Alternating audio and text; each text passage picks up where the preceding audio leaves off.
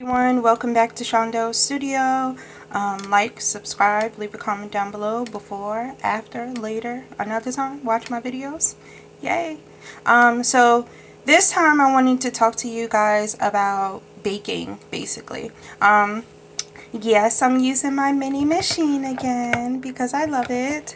And also because I can experiment on things, and because it's so small, I don't have to worry about like if I mess it up or whatever because it's tiny and it's all good.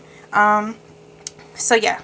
So basically what I wanted to talk about is when you bake something, whether it's pizza crust, pie crust, whatever the case may be, when you use something like these muffins, right? And you can see I can like kind of take it out. This is pie crust, by the way. It's not pizza crust. Pizza crust is frozen. I have no time. Pie crust was in the fridge. Boom, boom, boom, bam, bam.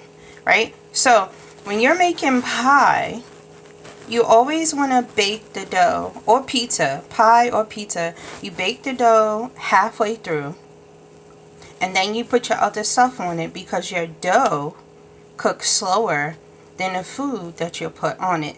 No matter how you're cooking it, that's always going to be the case, right? In this case, I'm not making pie. I'm making little pizza muffins. We already had some. I ate them. I'm just showing you this. Well, we ate them. Me and my little one. So the reason is, even for something so small like this, if you put in the raw dough and then you put in the ingredients, you still have to wait for your dough to be cooked in order to take it out. Because whatever you put in there, I don't care if it's apple or eggs or whatever, it's going to cook faster. Your dough is still going to have the doughy taste, and it's not going to be done.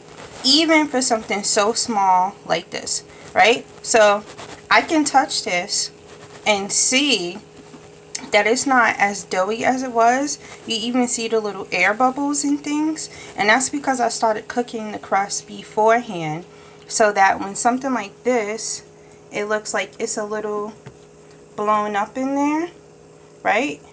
That's because it's cooking.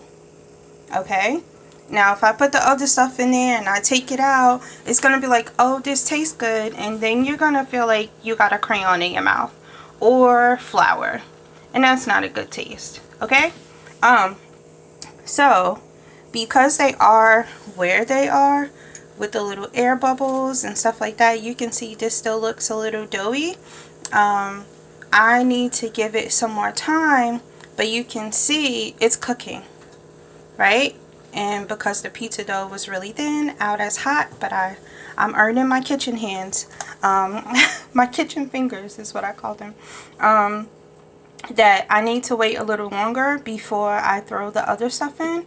But an example of this would be, we made this little flat pizza in the little egg tray pan that comes with that machine, and it's nice and crunchy and brown on this side. And I cooked the dough first, put the other stuff up there, wham wham, boom boom, all done, right? Also, when you cook the dough first, and then you put in your sauce, and then you put in your pizza, and then you put in whatever else, all the grease and butter and juice or whatever you're going to put in there is going to be wet. So that means that your dough has to cook. And then the wet stuff is going to make your dough even wetter. And then you got to wait for that to do it. And then for something like this, or even on a big thing, it's going to come up. It's going to boil over, right? You want your dough to be ready for that. So even if it has to, go back to being crunchy like this on both this side and on that side, so it can be ready for your ingredients, that it's not just a soggy, hot mess, right? Also, quick tip, if you are not a baker, I'm not much of a baker, but I could get down in the kitchen, right? When you make pies, poke holes in your pie crust at the bottom, okay? Poke holes at the bottom of your pie crust, and you lather it in butter, okay? You could weigh it down with beans and, you know, put a cookie sheet and all that stuff that they do on TV. But if you don't do nothing else, get a fork, poke holes at the bottom of your thing, throw some butter on it, bake it for some time, then put your other stuff. You will thank me later. Okay? Okay. So, this is all I wanted to talk about.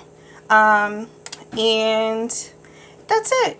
I hope you're not too disappointed. Maybe I'll do a quick short to show you how this came out. But I just wanted to talk about baking dough. Okay? Okay. Whew. That was a lot, right? Thank y'all. Have a good one.